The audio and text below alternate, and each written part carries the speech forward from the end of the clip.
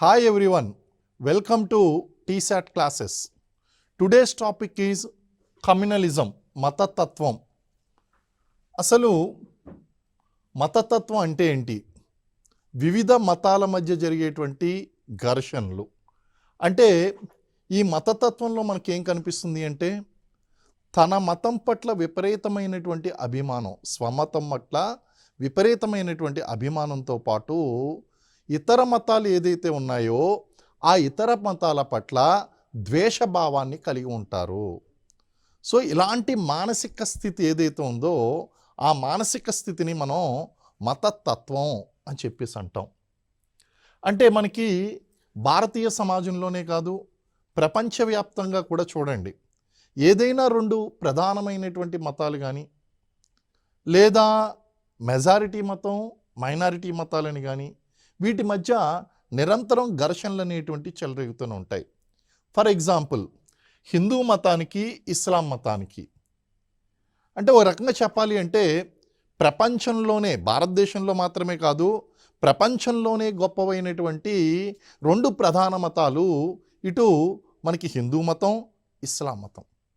ఈ భారతీయ సమాజంలో ఒకదానితో ఒకటి సమాంతరంగా ప్రయాణించి ఒకదాన్ని ఒకటి ప్రభావితం చేసుకుని దేని ఉనికిని దాన్ని కాపాడుకున్నప్పటికీ కూడా వివిధ సందర్భాల్లో ఒక మతం యొక్క ప్రభావం మరొక మతం మీద పడి వాళ్ళు పరస్పరం సంఘర్షించినటువంటి సంఘటనలు అనేకం ఉన్నాయి. అదేవిధంగా మనకి హిందూ మతం, క్రైస్తవ మతం ఎప్పుడైతే యూరోపియన్లు అనేటువంటి వారు భారతీయ సమాజంలో ప్రవేశించారో ఈ యూరోపియన్ల రాకతో క్రైస్తవ మతం అనేటువంటిది భారతీయ సమాజంలోకి వచ్చింది. సో ఇక్కడ ప్రధాన మతమైనటువంటి హిందూ మతం, క్రైస్తవ మతం మధ్య ఆ యొక్క ఆచారాల పరంగాను అనేక నామ్స్, వాల్యూస్ ఏదైతే ఉన్నాయో ఆ నామ్స్, వాల్యూస్ పరంగానో ఘర్షణలు అనేటువంటివి చెలరేగడం మనకు కనిపిస్తుందండి. అలాగే సిక్కు మతానికి హిందూ మతానికి, హిందూ మతానికి బౌద్ధ మతానికి, అలాగే క్రైస్తవ మతానికి ఇస్లాం మతానికి ప్రపంచవ్యాప్తంగా, భారతదేశంలోనే కాదు ప్రపంచవ్యాప్తంగా కనుక చూస్తే ఇటు క్రైస్తవ మతానికి ఇస్లాం మతానికి మధ్య ఈ ఘర్షణలు అనేటువంటివి చెలరేగుతున్నాయి. ఇటు భారతీయ సమాజంలోనో ఇతర సమాజాల్లోనో ఈ ఘర్షణలు, మతపరమైనటువంటి ఘర్షణలు అనేటువంటివి మనం నిరంతరం చూడవచ్చండి. సో నిర్వచనాన్ని మనం తీసుకుంటే ఒక మతానికి చెందినటువంటి ప్రజలు తమ మతాన్ని ఇతర మతాల కన్నా ప్రత్యేకమైనదిగా భావిస్తూ ఇతర మతాల పట్ల ద్వేషభావాన్ని కలిగి ఉండడమే మతతత్వము. అంటే ఇక్కడ ద్వేషభావం అనేటువంటిది ప్రధానమైనటువంటిది. ఈ మతతత్వంలో తన మతం పట్ల ప్రత్యేకమైనటువంటి అభిమానాన్ని కలిగి ఇతర మతాల పట్ల ఆ ప్రేమను, ఆ యొక్క ఇష్టాన్ని ఎలా వ్యక్తం చేస్తారంటే ఇతర మతాల పట్ల ద్వేష రూపంలో వ్యక్తం చేస్తూ ఉంటారు. దీన్ని మనం మతతత్వం అని చెప్పేసి అంటాం. మరి మతతత్వం అనేటువంటిది రాత్రికి రాత్రి జస్ట్ ఒక్కసారిగా అభివృద్ధి చెందేటువంటిది కాదు. దశలుగా వివిధ దశల్లో అభివృద్ధి చెందుతూ మత మౌఢ్య దశకి, మతతత్వ దశకి చేరుకుంటుంది. మతతత్వం ఎక్కడైనా సరే మనకు కనిపించింది అంటే ఆ దశలు కనుక చూసినట్లయితే ప్రధానంగా మనకు 3 దశలు కనిపిస్తాయండి. మతతత్వం యొక్క మొదటి దశ ఏమిటి అంటే తన మతం గొప్పది అని విశ్వసించడం. ఈ మతతత్వం యొక్క మొదటి దశ. ఓకే, తన మతాన్ని ప్రత్యేకమైనదిగా భావిస్తూ గొప్పదానిగా భావించు, ఇది మొదటి దశలో ఉంటుందండి. కానీ ఇది రెండో దశకి ఎప్పుడు చేరుకుంటుంది అంటే ఈ తమ మతం పట్ల విపరీతమైన, అంటే ఉండవలసినటువంటి అభిమానం కన్నా ఎక్కువ అభిమానాన్ని కలిగి ఉంటూ తన చుట్టూ జరుగుతున్నటువంటి అన్ని అంశాలను కూడా మతానికి జోడిస్తూ ఉంటాడు, మతానికి, అన్ని విషయాలకి. సో ఈ విధంగా రెండో దశకు చేరుకోవడం అనేటువంటి జరుగుతుంది. ఇకపోతే మూడో దశ చాలా సున్నితమైనటువంటి దశ. ఇక్కడ బాహటంగా ఇతర మతస్థుల మీద దాడి చేయడం, అంటే మనం ద్వేషించడం, ఇతర మతాలను ద్వేషించడం, దాడి చేయడం అనేటువంటి కనిపిస్తుంది. ఇది మత మౌఢ్య దశ. అంటే మూడో దశ అనేటువంటిది బాహటంగా కనిపిస్తుంది. ఈ రెండు లోపల జరుగుతూ ఉంటాయండి. ఈ రెండు జరుగుతున్నప్పుడే దాన్ని మూడో దశకి చేరుకోకుండా మనం కట్టడి చేయవలసి ఉంటుంది. కాబట్టి మతతత్వం అనేటువంటిది 3 దశల్లో అభివృద్ధి చెందుతుంది. మరి మతతత్వానికి కారణాలేంటి? ఇటు భారతీయ సమాజంలోనో అటు అంతర్జాతీయ సమాజాల్లోనో మనకి మతతత్వం అనేటువంటిది విపరీతంగా పెరిగిపోవడానికి అక్కడ ఉన్నటువంటి ప్రధానమైనటువంటి కారణాలు ఏంటి? మన భారతీయ సమాజం దగ్గర తీసుకొస్తే divide and rule policy, divide and rule, విభజించి పాలించు సిద్ధాంతము. ఇటు బ్రిటిష్ వారు ఏం చేశారంటే మన వలసవాద ఆర్థిక వ్యవస్థగా భారతీయ ఆర్థిక వ్యవస్థను మార్చివేసి వాళ్ళు ఇక్కడ ముడి పదార్థాలు ఏదైతే ఉన్నాయో వాటిని అన్నింటినీ కూడా ఇంగ్లాండ్ తరలించుకుపోయి వాళ్ళు అక్కడ వస్తువులు తయారు చేసి మళ్ళీ తిరిగి అది భారతదేశంలో అమ్ముతూ ఆర్థిక ప్రయోజనాలు పొందడం కోసం మనం అందరం కలిసి ఉంటే ఇవన్నీ కూడా వాళ్ళకి సాధ్యం కాదు. కాబట్టి భారతీయ సమాజాన్ని కులాలుగా, మతాలుగా, జాతులుగా, ప్రాంతాలుగా విడగొట్టి ఇక్కడ ప్రాంతీయతత్వం, మతతత్వం, కులతత్వం అనేటువంటిది రెచ్చగొట్టి విభజించి పాలించడం అనేటువంటిది నేర్చుకున్నారు. ఈ విభజించి పాలించు సిద్ధాంతం ఏదైతే ఉందో బ్రిటిష్ వారి యొక్క, ఆ సిద్ధాంతం ప్రకారం భారతదేశంలో ఈ యొక్క భిన్నత్వంలో ఏకత్వం అనేటువంటి ఈ గొప్ప విషయాన్ని పక్కన పెట్టి అనేక మతాల వారు, అనేక జాతుల వారు భారతదేశంలో మమేకమైతే వీళ్ళ మధ్య చిచ్చు రగిల్చారు బ్రిటిష్ వారు. ఆ విధంగానే భారత్ మరియు పాకిస్తాన్ని కూడా ఆ విధంగానే విడగొట్టి పాడేశారు మత ప్రాతిపాదికన. సో ఆ విధంగా చూసుకుంటే విభజించి పాలించు సిద్ధాంతం అనేటువంటిది మతతత్వానికి ప్రధాన కారణంగా మనం చెప్పవచ్చు. అక్కడ ఆజ్యం పోయబడిందండి. నెక్స్ట్ మతపరమైనటువంటి కారణాలు. ఇప్పుడు అనేక మతాలు ఉన్నాయండి. అనేక మతాలు ఉన్నప్పుడు ఈ మతాలన్నీ కూడా జన్నత్ అన్నా, స్వర్గం అన్నా, హెవెన్ అన్నా వాటి యొక్క పదాలు, లాంగ్వేజ్ వేరేమో కానీ వాటి యొక్క భావం ఒక్కటే. కానీ ఆ విధానాలు ఏదైతే ఉన్నాయో, పూజించేటువంటి విధానాలు కానీ, ఆచారాలు కానీ, సాంప్రదాయాలు కానీ, ఈ మతపరమైనటువంటి అంశాలు ఏదైతే ఉన్నాయో అది ఒక మతం మరొక మతంతో విభేదిస్తుంది. విభేదీకరణ అనేటువంటిది కనిపిస్తుందండి. భిన్నత్వం అనేటువంటిది బాగా కనిపిస్తుంది. సో ఎప్పుడైతే ఇక్కడ ఈ పరమత సహనం అనేటువంటిది లోపించిందో, వివిధ మతాల మధ్య ఉన్నటువంటి ప్రమాణాలు ఏదైతే ఉన్నాయో ఆ ప్రమాణాల్లో ఉన్నటువంటి ఆ యొక్క తేడాల కారణంగా మతతత్వం అనేటువంటిది అభివృద్ధి చెందింది. ఒక మతంలో ఆ మత నియమాల ప్రకారం ఎన్ని వివాహాలైనా చేసుకోవచ్చు, 4 వివాహాల వరకు చేసుకోవచ్చు. అదే హిందూ మత నియమం దగ్గరికి వచ్చేసరికి హిందూ వివాహ చట్టం ప్రకారం ఏక వివాహాన్ని అంగీకరించారు. అక్కడ తలాక్ తలాక్ తలాక్ అని 3 సార్లు ఆ పదాన్ని ఉచ్చరిస్తే విడాకులు వచ్చేసేవి. మరి ఇక్కడ హిందూ వివాహ చట్టం సెక్షన్ 13 ప్రకారం విడాకులు తీసుకోవాల్సినటువంటి అవసరం ఉంది. సో ఇలా మతపరమైనటువంటి ప్రమాణాలు ఏదైతే ఉన్నాయో ఈ ప్రమాణాలు కూడా మతాల మధ్య విమర్శలకు దారితీసింది, మతం మౌఢ్య దశకు చేరుకుందండి. అలాగే చారిత్రక కారణాలు. మనకి ఇక్కడ భారతదేశం అంటే మొదటిగా ఉన్నటువంటి వాళ్ళు హిందువులు, తరువాత బౌద్ధ మతం, జైన మతం, అలాగే ఇస్లాం మతం, క్రైస్తవ మతం, ఇలాంటి మతాలన్నీ కూడా తర్వాత కాలంలో వచ్చి చేరుకున్నాయి. చరిత్రలో అనేక కారణాల వలన వీళ్ళకి మధ్య ఘర్షణలు అనేటువంటివి జరిగాయి. క్రీస్తు శకం 8వ శతాబ్దంలో మహమ్మద్ బిన్ కాసిం దండయాత్రలతో భారతదేశంలోకి ఇస్లాం ప్రవేశించింది.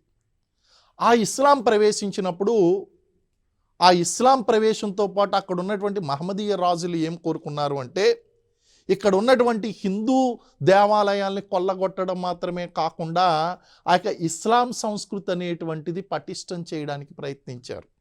ఆ విధంగా ఈ 2 మతాల మధ్య చారిత్రకపరమైనటువంటి ఘర్షణలు మనకి ఆ మధ్యయుగం నుంచి ప్రారంభమయ్యాయండి. గతంలో జరిగినటువంటి ఈ సంఘటనలు ఏదైతే ఉన్నాయో ఈ సంఘటనలన్నీ కూడా ప్రస్తుత కాలంలో మత మౌఢ్యానికి దారితీస్తున్నాయి ఇలాంటి చారిత్రక కారణాల వలన.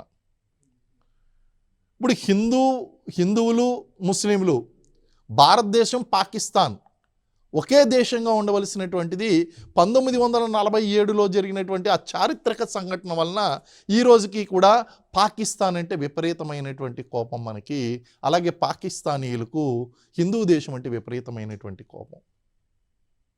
సో ఇలాంటి చారిత్రక కారణాల వలన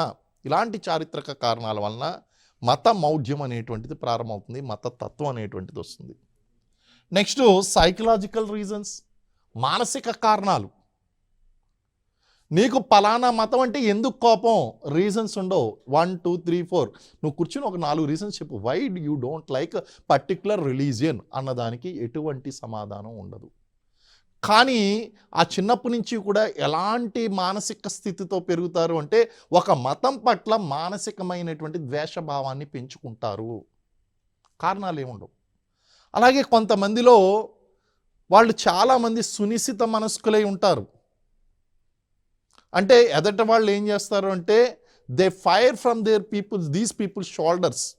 ఏదైనా రెచ్చగొట్టాలన్నా ఏదైనా చేయాలన్నా వీళ్ళని ఉపయోగించుకుంటూ ఉంటారు. వీళ్ళు చాలా మానసికంగా ఉద్రేకపూరితమైనటువంటి మనస్తత్వాన్ని కలిగి ఉంటారు, ఒక మతం పట్ల ద్వేషభావాన్ని కలిగి ఉంటారు. ఇలాంటి కారణాల వలన కూడా మతతత్వం అనేటువంటిది బాగా అభివృద్ధి చెందుతూ ఉంటుంది. లేకపోతే అంతర్జాతీయ కారణాలండి. అంతర్జాతీయ కారణాలు కనుక మనం చూసుకున్నట్లయితే మనకి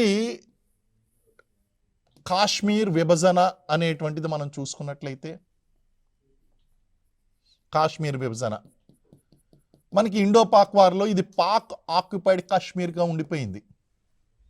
మనం యాక్చువల్గా భారతదేశం అన్నప్పుడు ఈ మొత్తం వేస్తాం, కానీ వాస్తవంగా కనుక చూస్తే ఇంటర్నేషనల్ బార్డర్ ఇక్కడ ఉంది. ఇది లైన్ ఆఫ్ కంట్రోల్గా మనం యాక్సెప్ట్ చేయడం జరిగింది. 1947లో దాన్ని లైన్ ఆఫ్ కంట్రోల్ అన్నాం.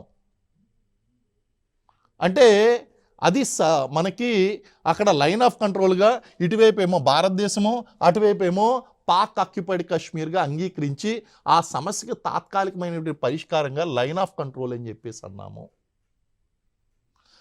అయితే మనకి ఇంటర్నేషనల్ అంతర్జాతీయ సరిహద్దు అనేటువంటిది పాక్ ఆక్యుపైడ్ కాశ్మీర్ అవతల ఉంది. మరి ఇక్కడ వాస్తవంగా ఎవరి యొక్క ప్రభావం ఎక్కువగా ఉందంటే ఇక్కడ పాక్ ఆక్యుపైడ్ కాశ్మీర్ కాబట్టి పేర్లో ఉన్నది కాబట్టి పాకిస్తాన్ యొక్క ప్రభావం ఎక్కువగా ఉంది.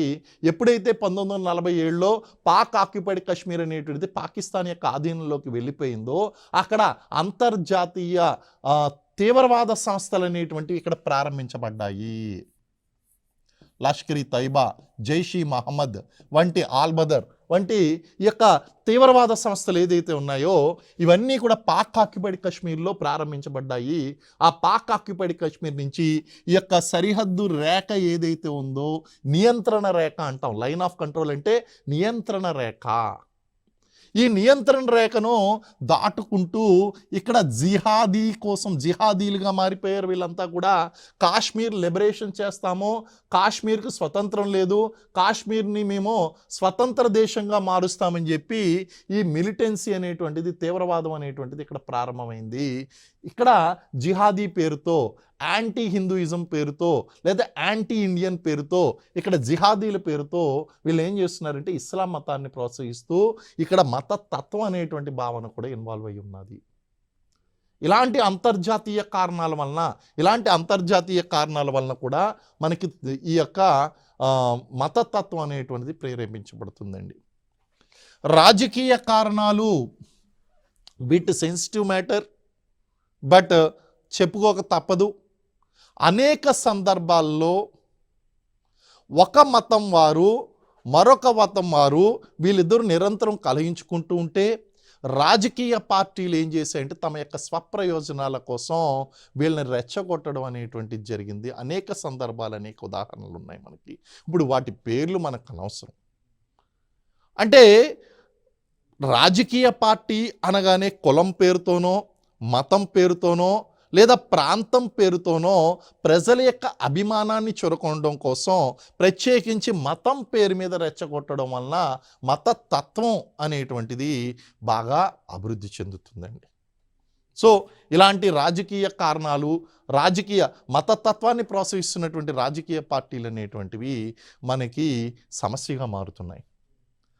ఆర్థిక కారణాలు అంటే వీళ్ళకి కనీసమైనటువంటి పారిశ్రామిక అభివృద్ధి, ఆర్థిక అభివృద్ధి అనేటువంటి జరగకపోవడం వలన ప్రజలు వాళ్ళ యొక్క సమయాన్ని కులతత్వం, మతతత్వం, ప్రాంతీయతత్వం ఇలాంటి అంశాల మీద వాళ్ళు వినియోగిస్తున్నారు.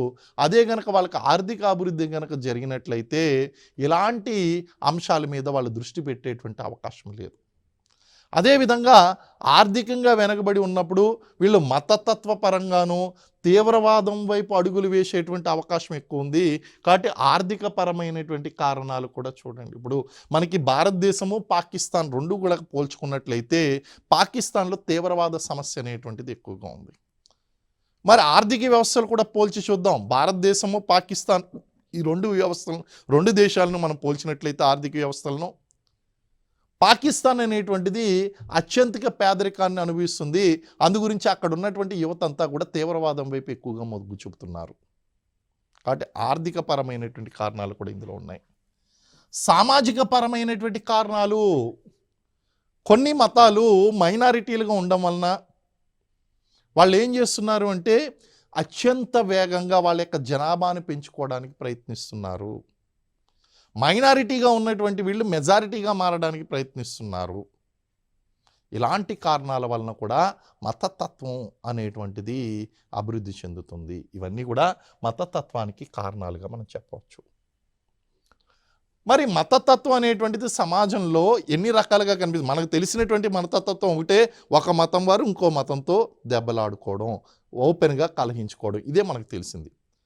కానీ సమాజ శాస్త్రపరంగా సిద్ధాంతపరంగా మనం చూసినట్లయితే మతతత్వం అనేటువంటిది సమాజంలో 6 రూపాల్లో కనిపిస్తుంది అని ప్రఖ్యాత సమాజ శాస్త్రవేత్త టీకే ఊమన్ అభిప్రాయపడ్డాడు.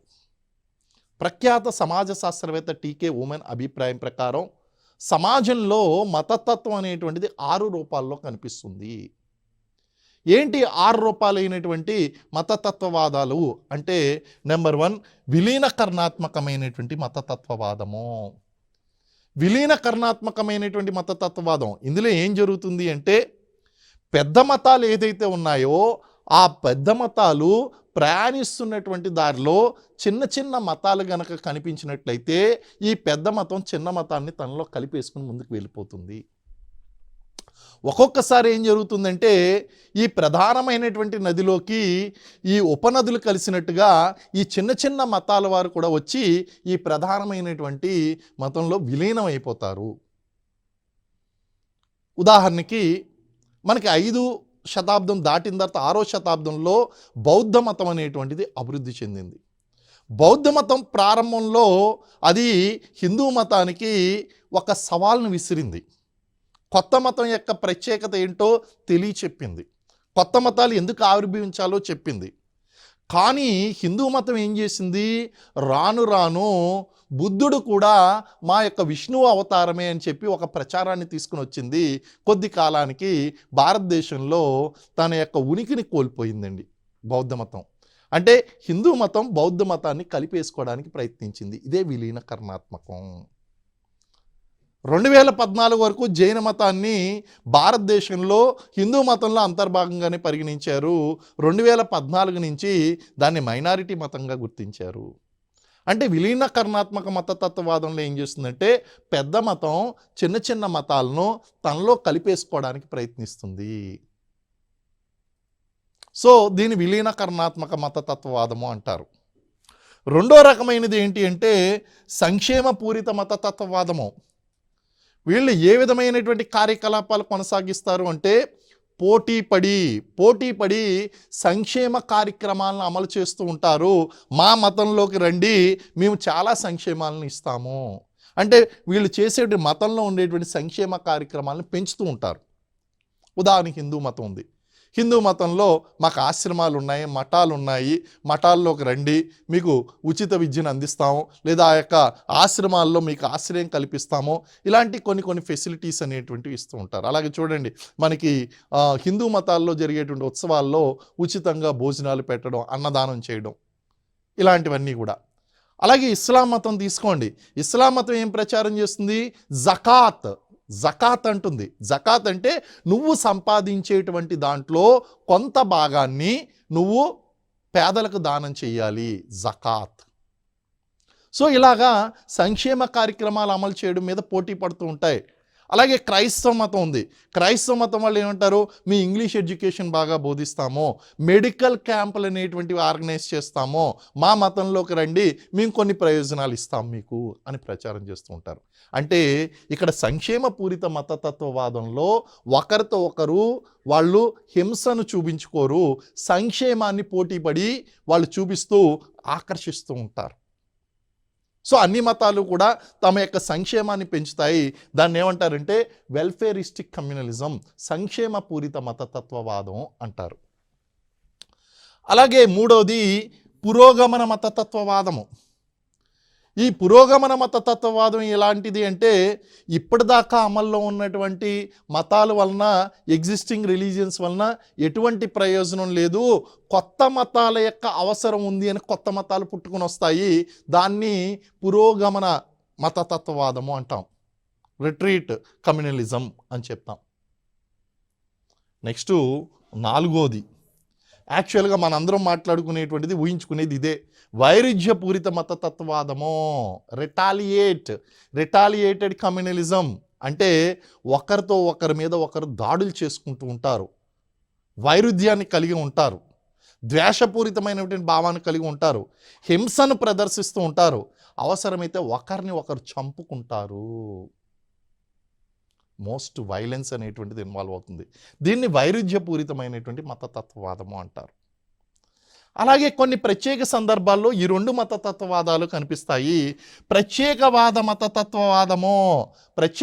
మతతత్వవాదంలో ఏమంటారంటే మా మతస్థులు అందరూ వేరు కాబట్టి మా మతస్థులకు ఒక ప్రత్యేక రాష్ట్రాన్ని ఇవ్వండి, మా మతం వాళ్ళందరూ కూడా ఒక ప్రత్యేక రాష్ట్రంగా మేము నివసిస్తాము అని చెప్పేసి వాళ్ళు ప్రత్యేకమైనటువంటి రాజకీయ అధికారాన్ని కోరుకుంటారు, కానీ ఇదే దేశంలో ఉంటామంటారు. దాన్ని ఏమంటాము అంటే ప్రత్యేకవాదము, సెపరేటిస్ట్ కమ్యూనలిజం అంటాం. అయితే ఈ సెపరేటిస్ట్ కమ్యూనలిజంగా ప్రారంభమైంది ఏమవుతుందంటే మాకు ప్రత్యేక రాజకీయ అధికారమే కాదు, ప్రత్యేక దేశాన్ని ఇవ్వండి, దేశం నుంచి విడిపోతాము అంటారు. సక్సెషనల్ మూమెంట్స్ అని, ఇవన్నీ కూడా సక్సెషనల్ కమ్యూనలిజం అంటాం. అంటే ఏం జరుగుతుంది ఇక్కడ, ఈ దేశం నుంచి విడిపోతాం. ఇప్పుడు సిక్కిజం చూడండి, సిక్కిజం ఎలాగొచ్చింది అంటే సిక్కులు మొదట ప్రత్యేక రాష్ట్రాన్ని కోరుకున్నారు, ప్రత్యేకమైనటువంటి రాజకీయ అధికారాన్ని కోరుకున్నారు. తర్వాత ఒక కొత్త పేరు తీసుకొచ్చారు, మీరు హిందువులందరూ హిందుస్థాన్, ముస్లింలందరూ పాకిస్తాన్, సిక్కులందరూ సిక్కిస్తాన్. కొత్త ఉద్యమం తీసుకొచ్చారు, సిక్కిస్తాన్. బోడోల్యాండ్ కూడా ఏమంటుందంటే ప్రత్యేక రాజకీయ అధికారం కావాలంటుంది, కానీ అది కూడా సక్సెషనల్ మూమెంట్గా మార్పు చెందింది. అంటే దేశం నుంచే విడిపోతామో, వేర్పాటువాదం అంటాం. సో ఇందులో కూడా మతం అనేటువంటిది ఇన్వాల్వ్ అయి ఉంటుంది. Best example is Sikh moments, ఇవన్నీ కూడా తీసుకోవచ్చు. అంటే మనకి ఇక్కడ ఓవరాల్గా కనుక చూడండి, ఓవరాల్గా చూస్తే విలీనకరణాత్మక మతతత్వవాదము అంటే పెద్ద పెద్ద మతాలు చిన్న మతాలు తనలో కనిపోవడం, హింస అనేటువంటిది కనిపించదు, సమాజానికి ఎటువంటి హాని లేదు, నో ప్రాబ్లం, ఏ హాని లేదండి. సంక్షేమ పూరిత మతతత్వవాదం, వీళ్ళు పోటీ పడి సంక్షేమాన్ని అమలు చేస్తున్నారు, సమాజానికి ఎటువంటి హాని లేదు, నో ప్రాబ్లం.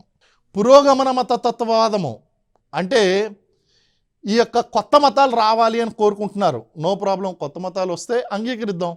మరి బౌద్ధ మతం ఆ విధంగా వచ్చిందే, జైన మతం ఆ విధంగా వచ్చిందే, నో ప్రాబ్లం, అంగీకరిద్దాం, సమాజానికి ఎటువంటి హాని లేదు. కానీ సమాజానికి హాని కలిగించేటువంటి మతతత్వవాదాలు, వైరుధ్యపూరిత మతతత్వవాదము, no way to be acceptable. ఎందుకంటే సమాజంలో రెండు మతాలు ఒకరి మీద ఒకరు దాడులు చేసుకుంటారు, చంపుకుంటారు, హింస అనేటువంటిది ఉంటుంది, నాట్ యాక్సెప్టబుల్, సమాజానికి హాని కలిగిస్తుంది. అలాగే ప్రత్యేకవాద మతతత్వవాదం అంటే ప్రత్యేక రాజకీయ అధికారాన్ని కోరుకుంది అంటే అది ప్రత్యేక దేశాన్ని ఏ రోజుకన్నా కోరుకుంటుంది, హాని కలిగిస్తుంది. వేర్పాటువాదం అంటే దేశం నుంచి బయటికి వెళ్ళిపోతానంటుంది, దేశ సార్వభౌమత్వానికే ఇది సవాలు విసురుతుంది, కాబట్టి ఇది కూడా హాని. అంటే మొదటి మూడు మతతత్వవాదాల వలన సమాజానికి ఎటువంటి హాని లేదు, కానీ ఈ మూడు మతతత్వవాదాల వలన సమాజానికి విపరీతమైనటువంటి హాని ఉంటుంది. మరి భారతీయ సమాజంలో వివిధ కాలాల్లో మత ప్రకర్షణలు అనేటువంటివి జరిగినాయి. మత ప్రకర్షణ కొత్త వర్డ్ అండి, దీన్నే మనం ఇంగ్లీష్లో ఏమంటాము అంటే కమ్యూనల్ రైట్స్, కమ్యూనల్ రైట్స్ అంటాం, కమ్యూనల్ రైట్స్ అంటాం. మత ప్రకర్షణలు అంటే ఏంటి? ఒక మతం వారు ఇంకో మతం మీద బాహటంగా దాడి చేసుకుంటారు అని చెప్పుకున్నాం కదా, అవన్నమాట అండి. మనకి ఈ పారామిలిటరీ ఫోర్సెస్లో కూడా మీరు చూసారో లేదో, ఈ కమ్యూనల్ రైట్స్ జరిగినప్పుడు, మత ఘర్షణలు చెలరేగినప్పుడు, మత ప్రకర్షణలు జరిగినప్పుడు అణిచివేయడం కోసం మనకి పారామిలిటరీ ఫోర్స్లో సిఆర్పిఎఫ్లో ఒక దళం ఉంది, ర్యాపిడ్ యాక్షన్ ఫోర్స్, ఆర్ఏఎఫ్ దళాలు అంటాం. బ్లూ కలర్ చిత్కబరీ డ్రెస్ వేసుకుంటారు, ఆర్ఏఎఫ్ దళాలు. అంటే మత కల్లోహాలను అణిచివేయడంలో పూర్తి శిక్షణ పొందినటువంటి దళాలండి ర్యాపిడ్ యాక్షన్ ఫోర్స్. ఆర్ఏఎఫ్ దళాలు సిఆర్పిఎఫ్ నుంచి కొన్ని దళాలను సెపరేట్ చేసి ఏర్పాటు చేస్తారు. సో ఈ మత ప్రకర్షణలు కంట్రోల్ చేయడం కోసం. సో మత ప్రకర్షణలు అనేటువంటి ఈ మధ్య కాలంలో జరిగినటువంటివి కాదు, భారతీయ సమాజంలో మనకి ప్రాచీన కాలం నుంచి జరుగుతుంది. ప్రాచీన కాలంలో మనకి బౌద్ధ మతం వచ్చినప్పుడు హిందూ మతానికి బౌద్ధ మతానికి మధ్య ఘర్షణలు చెలరేగాయి. అశోకుడు అనేక మంది అజీవకులను చంపించి వేసాడట. చరిత్రకారుల యొక్క కొన్ని ఆధారాల ప్రకారం అజీవకులను అశోకుడు చంపించాడు అని చెప్పేసి చెప్తారు. అంటే తర్వాత అశోకుడు ఆయన అశోక దమ్మ పదం ప్రకారం ఆయన శాంతికర్తగా మారాడు, కానీ ముందుగా మాత్రం హింసను పాటించాడు ఆయన కూడా. సో ఆ విధంగా మనం చెప్పుకోవచ్చు. ప్రాచీన కాలంలో మధ్యయుగంలో కనుక చూసుకున్నట్లయితే మధ్యయుగంలో ప్రధానంగా హిందువులకి ముస్లింలకి మధ్య ఘర్షణ చెలరేగాయి. ఎప్పుడైతే మహమ్మద్ బిన్ క్రీస్తు శకం 8వ శతాబ్దంలో మహమ్మద్ బిన్ కాసిం భారతదేశం మీదకి దండెత్తి వచ్చాడో అప్పటి నుంచి కూడా హిందూ ముస్లిం ఘర్షణలు అనేటువంటి ప్రారంభమైనవి. గజనీ మహమ్మద్ దండయాత్రలు మనం చూసుకున్నాం. గజనీ మహమ్మద్ భారతదేశం మీదకి దండెత్తి వచ్చాడు అని చెప్పి మనం చెప్పుకున్నాం. 11వ శతాబ్దంలో గజనీ మహమ్మద్ దండయాత్రలు మనం ఉదాహరణగా చెప్పుకోవచ్చు. సోమనాథ్ దేవాలయం మీద దండయాత్రలు చేయడం అంటే క్రీస్తు శకం 1024 సంవత్సరంలో సోమనాథ దేవాలయం మీద దండయాత్ర చేసి అక్కడ ఉన్నటువంటి శివలింగాన్ని కూడా నాశనం చేశాడు అని చెప్పుకుంటారు దండయాత్రలు. మరి 12వ శతాబ్దంలో మనకి మహమ్మద్ గోరీ దండయాత్రలు అంటే చారిత్రక పట్టణమైనటువంటి ఆ పుణ్యక్షేత్రమైన వారణాసి మీద మహమ్మద్ గోరీ సేనలు దాడులు చేశాయి. అదేవిధంగా కుతుబుద్దీన్ ఐబక్ బానిస వంశంలో ఉన్నటువంటి కుతుబుద్దీన్ ఐబక్ ఆయన 20 హిందూ జైన దేవాలయాల యొక్క శిథిలాలతో ఆయన కవాత్ ఉల్ ఇస్లాం అనేటువంటి ఒక మసీదుని నిర్మించాడు. అంటే మసీదుని నిర్మించాలంటే నువ్వు ఫ్రెష్గా ఉన్నటువంటి బ్రిక్స్తో నిర్మించవచ్చు, కానీ ఈ యొక్క హిందూ మరియు జైన దేవాలయాల యొక్క శిథిలాలతో నిర్మించడం అనేటువంటిది మతతత్వానికి ఉదాహరణ. ఇవన్నీ కూడా మధ్యయుగంలో జరిగినటువంటి మత ప్రకర్షణలు. మరి వలస పాలనలో ఏ విధంగా జరిగాయి? బ్రిటిష్ వారి యొక్క కాలంలో జరిగినటువంటివి చూస్తే టిప్పు సుల్తాన్ని క్రైస్తవ మత వ్యతిరేకిగా చరిత్రకారులు వర్ణిస్తారు. ఎందుకు అంటే మ్యాంగ్లూర్ కాథలిక్ల మీద టిప్పు సుల్తాన్ యొక్క సేనలు దాడి చేయడం, అలాగే టిప్పు సుల్తాన్ సేనలు నాయర్లు కొడవ సమూహాలు, కేరళలో ఉంటారండి వీళ్ళు, నాయర్లు కొడవ సమూహాల మీద దాడి చేయడం ఉదాహరణలుగా చెప్తారు. అదేవిధంగా మనం ఇండియన్ నేషనల్ మూమెంట్ ప్రథమ స్వతంత్ర సంగ్రామం గురించి మనం మాట్లాడుకుంటాం, సిపాయిల తిరుగుబాటు గురించి. ఆ సిపాయిల తిరుగుబాటు రావడానికి ప్రధానమైనటువంటి మతపరమైనటువంటి కారణం ఏమిటి అంటే ఆ యొక్క తూటాలకు రాయల్ ఎన్ఫీల్డ్ ఆ యొక్క రైఫిల్స్ ఏదైతే ఉన్నాయో ఎన్ఫీల్డ్ రైఫిల్స్, ఆ ఎన్ఫీల్డ్ రైఫిల్ యొక్క తూటాలకు ఆవు కొవ్వు పంది కొవ్వు రాయడం. ఆవు కొవ్వు పంది కొవ్వు ఎప్పుడైతే రాశారో ఆ తోటాలను ఏం చేయవలసి వస్తుందంటే ఇటు రైఫిల్ పట్టుకుని ఇటు నోటుతో తోటాల యొక్క ఆ యొక్క క్యాప్ తీయవలసి ఉంటుందండి. అయితే ఆ క్యాప్కి ఆవు కొవ్వు పంది కొవ్వు రాయడం వలన మతపరమైనటువంటి ఘర్షణ చెలరేగే కారణం ఏంటి అంటే హిందువులకు పవిత్రమైనటువంటి జంతువు ఆవు, ముస్లింలకు అసహ్యకరమైనటువంటి జంతువు పంది. సో ఈ కారణం వలన కూడా సిపాయిలు తిరుగుబాటు చేయడం అనేటువంటి మనకు కనిపిస్తుంది. అక్కడ కూడా మతపరమైనటువంటి కారణాలు ఉన్నాయి. 1905లో మనం చూసుకున్నట్లయితే మనకి ఈస్ట్ బెంగాల్ వెస్ట్ బెంగాల్ విభజన జరిగింది 1905లో. మతపరమైనటువంటి కారణాల వలన ఇది జరిగింది. ఇప్పుడు రీసెంట్గా కూడా మీరు వెస్ట్ బెంగాల్ అక్కడ బంగ్లాదేశ్లో చూస్తే బంగ్లాదేశ్లో ఉన్నటువంటి హిందువుల మీద దాడులు అనేటువంటివి అంటే 1905లో ప్రారంభమైనటువంటి విభజన నేటికి కూడా ప్రభావం చూపిస్తుంది.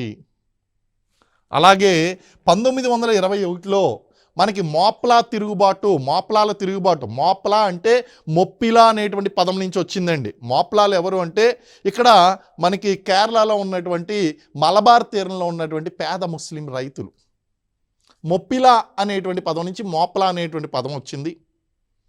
అక్కడ ఉన్నటువంటి రైతులు, జమీందారులు, ఈ యొక్క పేద సన్నకారు రైతులు అయినటువంటి ముస్లిం రైతులు జమీందారుల మీద తిరుగుబాటుతో మోప్లా తిరుగుబాటు ప్రారంభమైంది. కానీ అక్కడ జమీందారులు హిందువులు, ఇక్కడ ఉన్నటువంటి పేద ముస్లింలు అయ్యారు.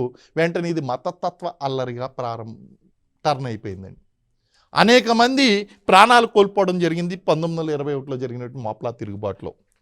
అలాగే 1947లో జరిగినటువంటి దేశ విభజన, ఈ దేశ విభజన కారణంగా అనేక వేల మంది ప్రాణాలు కోల్పోవడం జరిగింది. హిందూ ముస్లింలు ఇటు భారతదేశంలో ముస్లింల మీద దాడులు జరిగినాయి, పాకిస్తాన్లో హిందువుల మీద దాడులు అనేటువంటి జరిగినాయి.